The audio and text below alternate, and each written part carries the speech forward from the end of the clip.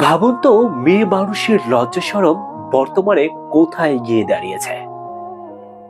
একেবারে নেই বললেই চলে, কি তাই না? এই মেয়েটি অষ্টম শ্রেণীতে পড়া অবস্থায় তার কোচিং এর স্যারকে প্রেমের প্রস্তাব দেয়। প্রথমে স্যার রাজি না হলে পরবর্তীতে মেয়েটিকে ফেসবুকে রিকোয়েস্ট পাঠায় এবং সেখান থেকেই তাদের প্রেম শুরু হয়। কিছুদিন পর তারা বিভিন্ন রেস্টুরেন্টে, হোটেলে এবং নির্লজ্জ জায়গায় সময় কাটায়।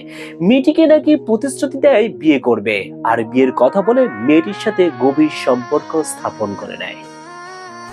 কিন্তু এখন যখন মেয়েটি বিয়ের জন্য চাপ দিচ্ছে, তখনই পালিয়ে যায় তার প্রেমিক স্যার। এখন মেয়েটি মিডিয়ার সামনে এসে বলতেছে ও আমাকে ভোগ করেছে, ও ওর সাথে আমার সব রকম সম্পর্ক হয়েছে, এখন কেন আমাকে বিয়ে করবে না। মেয়েটি বর্তমানে ছেলেটির বাড়িতে অনশনে রয়েছে বিয়ের দাবিতে। দোষ এখানে দুজনেরই।